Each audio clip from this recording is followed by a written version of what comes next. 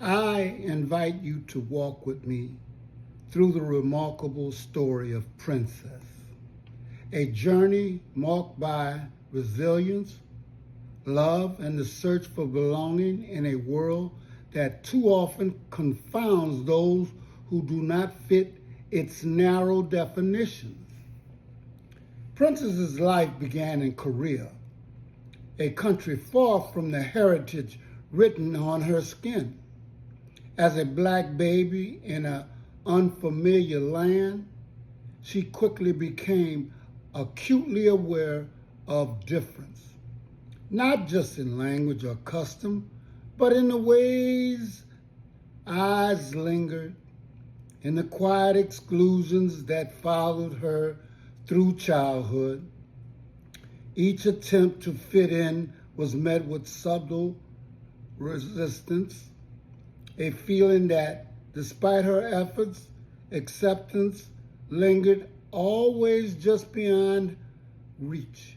She was told by well meaning voices that color did not matter, but her experience spoke otherwise. The truth was visible in each moment she was reminded she stood apart.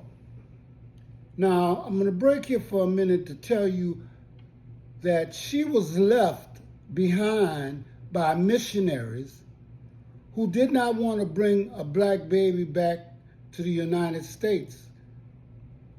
And the reason why is really straightforward. They knew the racial discrimination that they would face as adults. And not only that, a child. They decided to take the coward's way out. So they left a lone baby in an empty container on what we would call the wharf on the river where ships come and go. And a Korean mafia lieutenant heard the baby crying, went inside that container and took that baby out, raised that baby, taught her the skills of his craft, which were criminal, and adopted her.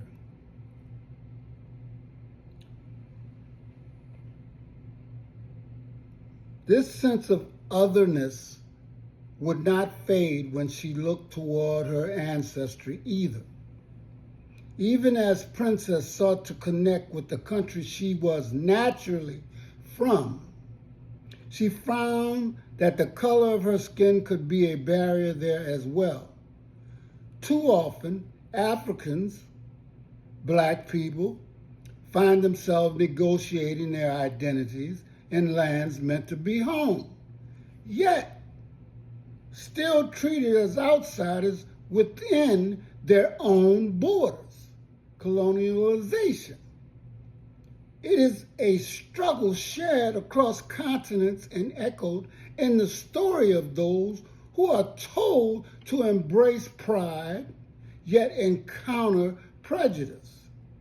Even among their own, difference can sow division, and the scars of colonialization in history persist in the ways people judge one another. And this is not by accident. This is by any means necessary white supremacy having and taking whatever that they needed from you or us or them in order to be in power. This also can be seen in self-hatred of people that look just like me, not wanting to be truly what you are, but wanting to be like the people who made you what you are. You stop seeing black skin black hair, your face and your beauty as beautiful and start to want to be like somebody who mocks you and tells you what beauty is. Remember one thing, I mentioned missionaries earlier. Before the armies came, missionaries always came to the land first to soften you up, to tell you about a God that you had lived thousands of years without. But they knew him and they weren't even in your land. So what were you praying to then? And if you were there thousands of years, why wasn't your God or what you were praying to good enough for you? You had to take somebody else's word. Now, granted, sometimes you had no choice. They gave you the book or death. But one thing I always ask, and I was taught this in a European school, just open up a book and look at the copyright. Okay?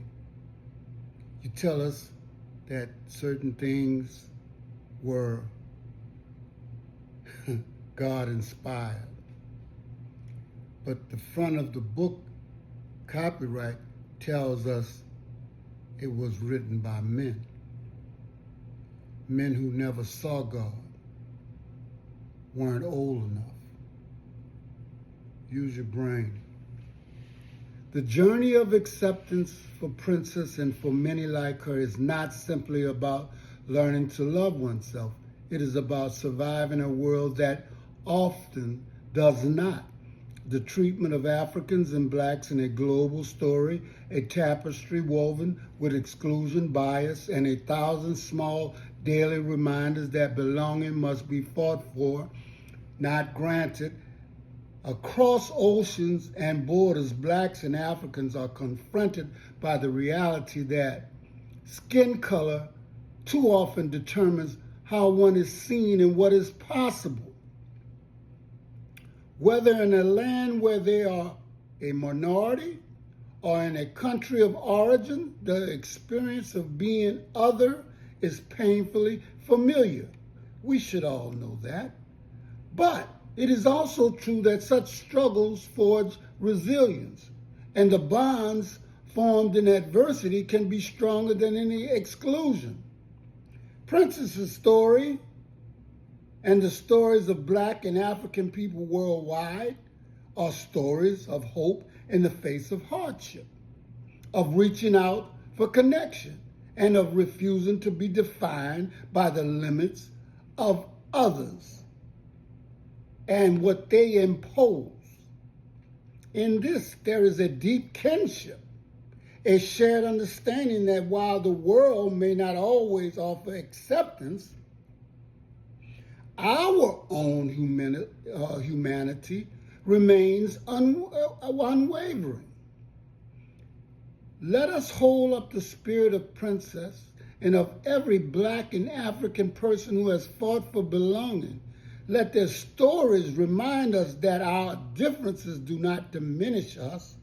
They enrich us and teach us the profound importance of compassion and unity. May we strive for a world where acceptance is no longer conditional and where every person is honored for the fullness of who they are.